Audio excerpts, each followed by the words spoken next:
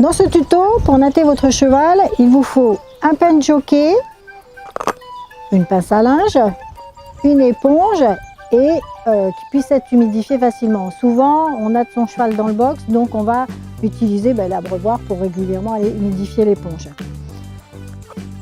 Vous allez avoir aussi besoin d'élastiques solides, hein, parce que les élastiques, des fois, quand ils sont trop fins, ou s'ils sont vraiment fins, vous pouvez en mettre deux à ce moment-là. Voilà. Sinon, dès que votre cheval va bouger la tête, les nattes risquent de sauter. Donc, pour utiliser le pen jockey, je vais en plus y rajouter un petit élastique. C'est ce qui va me permettre d'avoir mon point de repère pour faire les bons écarts de natte. Donc là, on va commencer notre natte, mais pour avoir des écarts plus réguliers, j'ai donc mis mon élastique sur mon peigne. Donc là, je vais utiliser cet écart-là, ici, d'accord, avec l'élastique en point de repère, ou l'autre partie. Ça va dépendre de l'épaisseur de la crinière de mon petit cheval. Là, pour lui, il a une crinière normale et assez épaisse. Je vais donc utiliser la partie la plus courte.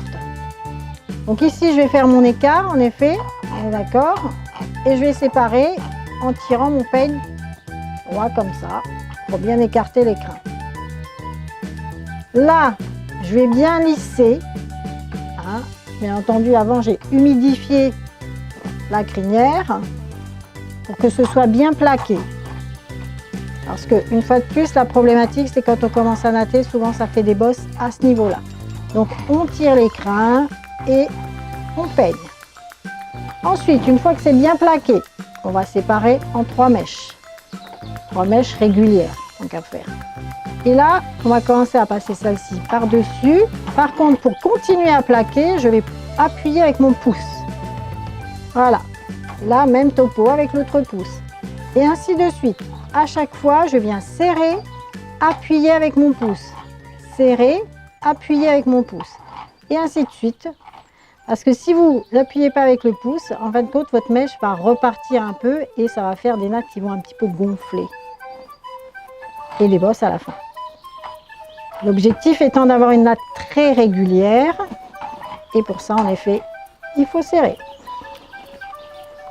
Et on va natter donc jusqu'au bout, de façon à avoir une natte qui va se maintenir sans avoir l'obligation de mettre un élastique au bout. Parce que beaucoup mettent un élastique.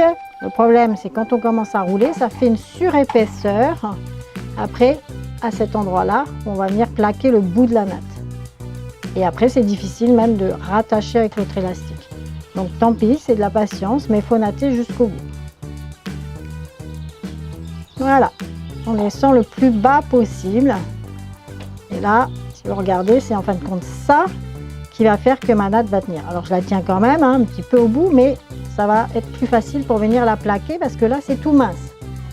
Je viens bien plaquer en dessous, le plus en dessous possible. Je maintiens avec l'autre main et là, je vais mettre à peu près mon doigt à la moitié de la natte. Et là, je vais commencer à rouler. Alors, suivant la longueur, on roule plus ou moins 2 fois. Là, j'ai ma boule. Hop. Je maintiens toujours avec mes 2 mains. Et là, je vais venir chercher mon élastique. Et je vais venir le plaquer. Donc, je vais maintenir avec le pouce en dessous pour éviter que ça passe trop en dessous. Par contre, là, je vais venir le chercher le plus près possible de l'encolure.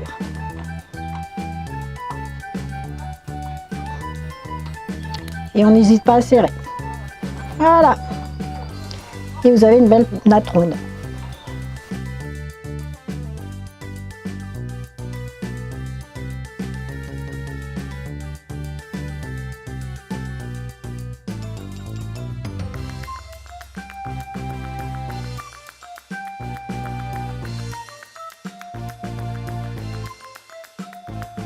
Donc là, on va humidifier et pour éviter justement ce genre de bosse, hein, parce que ça fait quand même des gros pions là.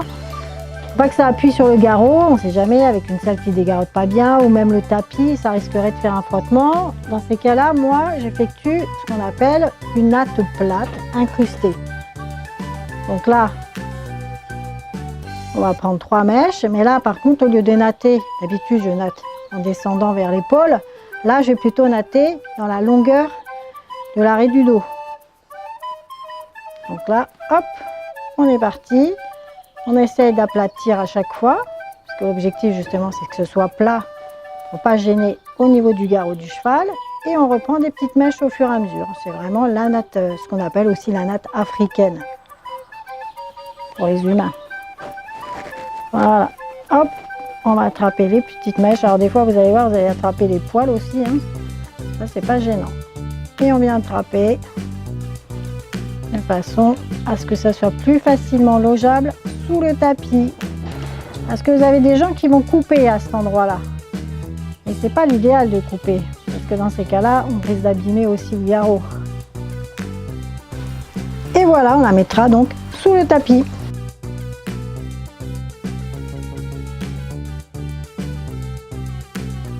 Pour finaliser, on va faire la natte de toupet. Alors souvent, on a tendance à faire une natte classique. Le problème, quand on fait une natte classique, ça fait souvent une grosse bosse ici. Donc, nous, là, on va essayer. Mais pareil, même principe que pour le garrot, on va faire ce qu'on appelle la natte africaine, qui est une natte appliquée. Donc, ça va bien faire un plat et normalement, ça descend progressivement. Donc, pareil, on humidifie bien les crins.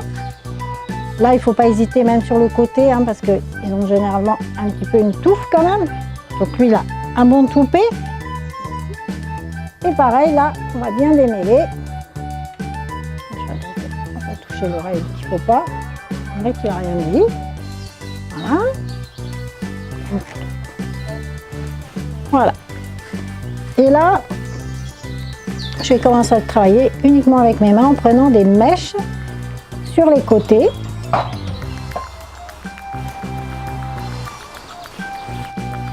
Donc là, pareil, toujours, hein, on appuie avec son pouce. Hop. Ensuite, on reprend cette mèche-là, mais on vient y rajouter une mèche qui est sur le côté. Voilà. De nouveau, on applique avec le pouce. De ce côté-là, même topo. On reprend une mèche là. Généralement, on vient aller chercher un petit peu en dessous à la mèche. Voilà. On reprend. Pour l'encolure, je vais essayer de l'emmener le plus loin possible en dessous. Plaquer avec mon doigt. Je tourne. Et je mets mon élastique, même principe que pour l'encolure, en tirant bien derrière.